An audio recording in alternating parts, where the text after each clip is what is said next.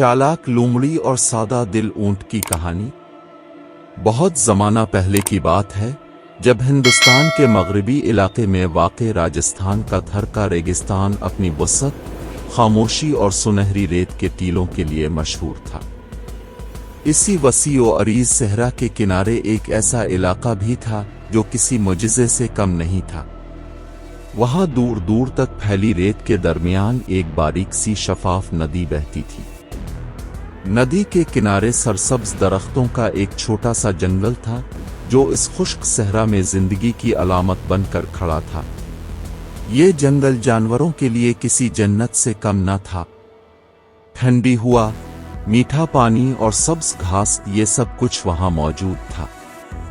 इसी जंगल में एक निहायत चालाक, मक्कार और होशियार लोमड़ी रहती थी जिसका नाम कंदू था।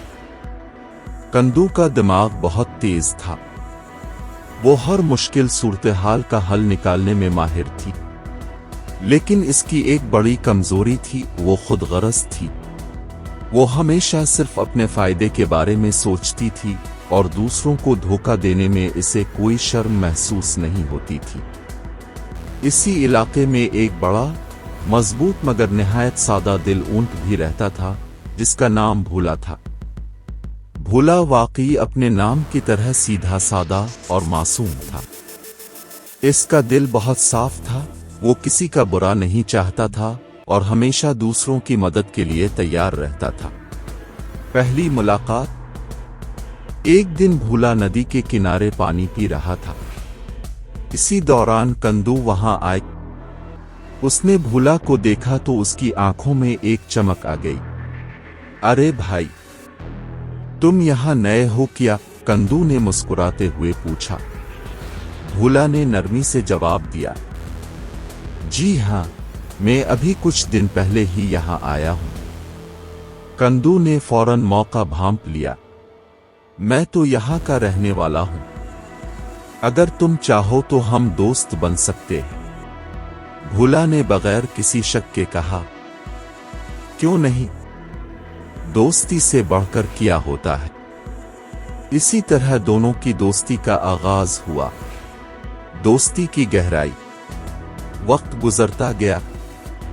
दोनों रोज नदी के किनारे मिलते, बातें करते और वक्त गुजारते। भूला अपने लंबे सफर की कहानियां सुनाता व रेगिस्तान की तपती गर्मी, भूख प्यास और मुश्किलात। दूसरी तरफ कंदू अपनी चालाकियों के किस्से सुनाती कि कैसे इसने दूसरों को बेवकूफ बनाया। भूला हंसता रहता, मगर उसे अंदाजा नहीं था कि इसका दोस्त अंदर से कैसा है। लालच की खबर।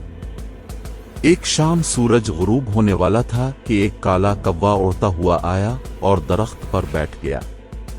अरे कंदू, तुम यहां हो? मैं तुम्हें एक बड़ी खबर देता हूं। कंदू फौरन चौंक गई। कैसी खबर?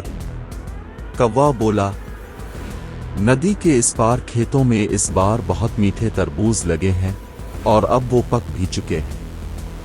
ये सुनते ही कंदू की आंखें चमक उठीं। चालाक मंसूबा। कंदू ने नदी की तरफ देखा। पानी गहरा और चौड़ा था। मैं तो तीर नहीं सकती, अब क्या करूं, वो सोचने लगी। फिर अचानक उसके चेहरे पर मुस्कुराहट आ गई। भूला, वही मेरा काम आसान करेगा। धोखे की शुरुआत। कंदू ने भूला को आवाज दी और उसे तरबूजों के बारे में बताया। भूला खुश हो गया। मुझे तो बहुत दिन से तरबूज नहीं मिले। कंदू ने चालाकी से कहा, चलो फिर आज ही चलते हैं। फिर वो उदास बनकर बोली, काश मैं भी जा सकती, मगर मैं तीर नहीं सकती।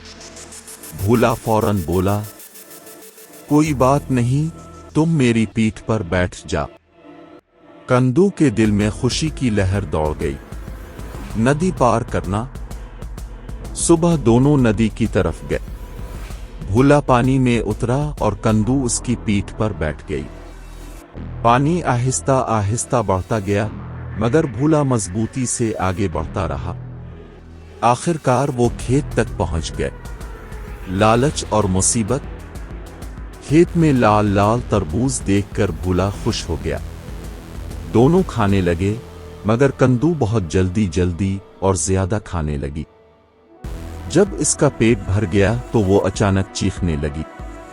वो भूला घबरा गया। ऐसा मत करो, किसान आ जाएगा। मगर कंदू ने बात ना मानी। किसान दौड़ता हुआ आया और भूला को देखकर उसे मारने लगा। भूला दर्द से चीखता रहा, जबकि कंदू झाड़ियों में छप गई। आखिरकार भूला जख्मी हालत में खेत से निकल आया। धोखा बेनकाब। कंदू वापस आई जैसे कुछ हुआ ही ना हो। भूला ने दुख से पूछा, तुमने ऐसा क्यों किया? कंदू ने हंसते हुए कहा, ये तो मेरी आदत है। ये सुनकर भूला का दिल टूट गया। बदला है इंसाफ। वापसी पर भूला ने कंदू को अपनी पीठ पर बिठाया। नदी के बीच पहुंचकर वो रुक गया। कंदू, मेरी भी एक आदत है, खाने के बाद पानी में बैठने की। कंदू घबरा गई। नहीं, मुझे तैरना नहीं आता। मगर भूला ने पानी में डुबकी लगा दी। कंदू पानी में गिर गई और डूबने लगी। पछतावा। कंदू चीखने लगी, मुझे बचा लो, मैं गलत थी। उसे अपनी हर हरकत याद आने लगी। इंसानियत की जीत। भूला ने कुछ देर सोचा, फिर उसे बचा लिया। मैं तुम्हें सजा दे सकता था, मगर मैं तुम जैसा नहीं बनना चाहता। कंदू रो पड़ी। आज मुझे दोस्ती का मतलब समझ आया। सबक।